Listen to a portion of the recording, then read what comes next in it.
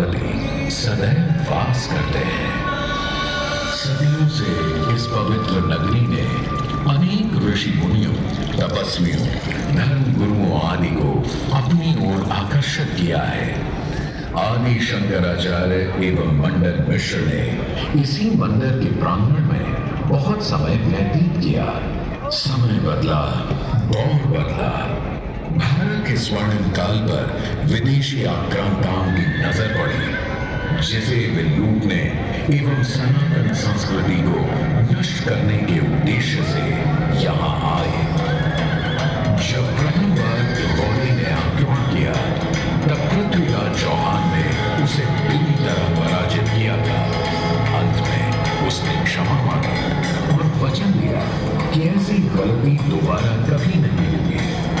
अतः पृथ्वीराज चौहान ने उसे छोड़ दिया। संभवतः यह एक दुर्भाग्यपूर्ण निर्णय था, क्योंकि अंततः गौरी ने पृथ्वीराज चौहान को धोखे से हराया। तत्पश्चात उनके साथ बहुत बुरा व्यवहार किया तथा उनकी दोनों आंखें भी निकाल दी। पृथ्वीराज की मृत्यु के उपरांत हिंदुओं का मनोबल कमजोर पड़ गया, जिसके परिणाम स्वरूप आतताइयों ने अन्य मंदिरों के साथ साथ विश्वनाथ मंदिर को भी क्षति पहुंचाई। यह ऐसा काला दौर था जिसके स्मरण करने मात्र से आंखें नम पड़ जाती हैं।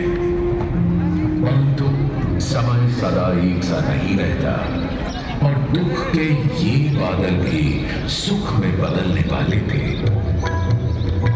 एक धार्मिक सम्मेलन में राजा टोडरमल की भेंट नारायण भट्ट से हुई।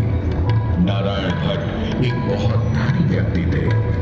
दोनों ही धार्मिक इंसान थे और नित्य प्रति भगवान की पूजा अर्चना करना अपना परम कर्तव्य समझते थे।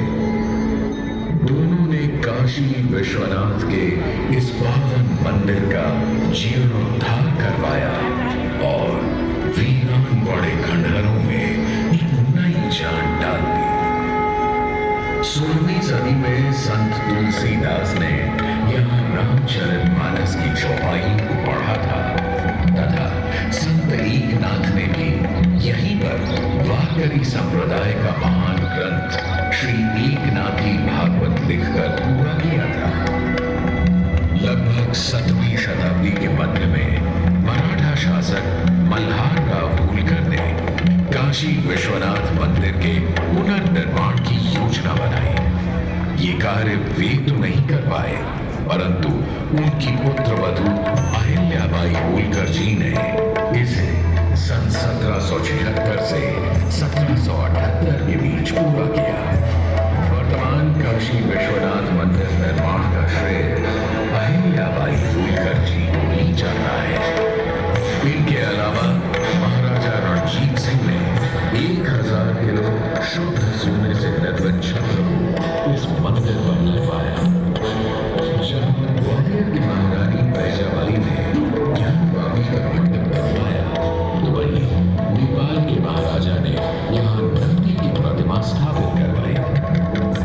सनातन संस्कृति को सुरक्षित रखने के लिए जिससे जो बन सका उसने वैसा किया और वर्तमान में भी यह क्रम देखने को मिल रहा है। सन 2022 में भारत के प्रधानमंत्री श्री नरेंद्र मोदी जी ने काशी विश्वनाथ